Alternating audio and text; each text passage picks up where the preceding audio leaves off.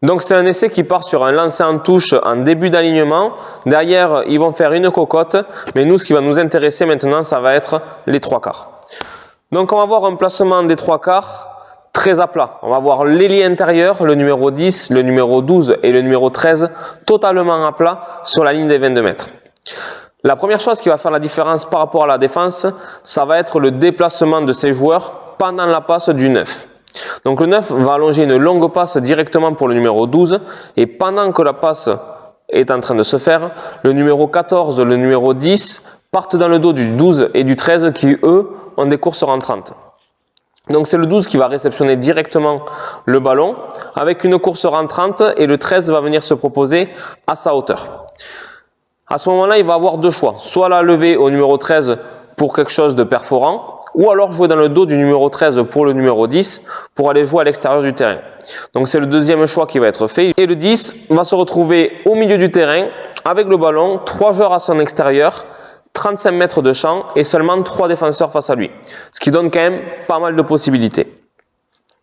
Le 10 va faire le choix d'envoyer le ballon directement au numéro 15 qui arrive avec une course légèrement fuyante mais très lancée comparé à son défenseur et qui va pouvoir aller dans l'embut sans même être touché. Maintenant, on va se concentrer sur un joueur. Un joueur qui n'a pas touché le ballon et qui va faire toute la différence sur cette combinaison. C'est le numéro 14, l'ailier intérieur. Donc on va le regarder, il est sur la ligne des 5 mètres à peu près et il va partir sur la passe directement dans le dos des 3 joueurs. C'est lui qui va apporter ce surnombre. À la place d'être 3 contre 3, ils vont être 4 contre 3. Mais surtout, si on regarde l'avant-dernier défenseur, le regard de ce défenseur-là est porté sur ce numéro 14 pendant très longtemps. Il pense que ça va jouer sur lui. Et il va lâcher le regard qu'à partir du moment où c'est que le ballon a dépassé le numéro 14. À ce moment-là, il se tourne vers le numéro 15.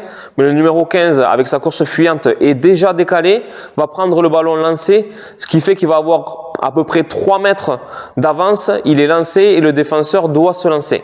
Donc là, il y a beaucoup d'avantages pour lui. Il va plus qu'à avoir à accélérer jusqu'à l'embut pour marquer son essai.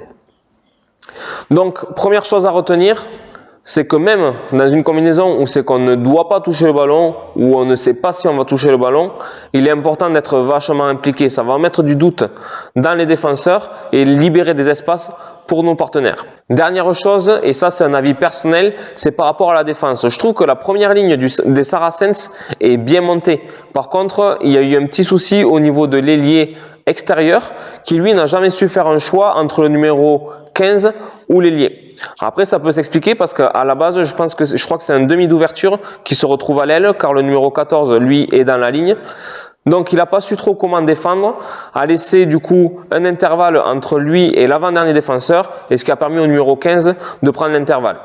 Je pense qu'il aurait dû faire le choix de venir se sacrifier sur le numéro 15, laissant l'ailier extérieur totalement libre, ce qui aurait poussé le numéro 15 à faire une passe de plus et on ne sait jamais, sur cette passe, il peut y avoir un en avant.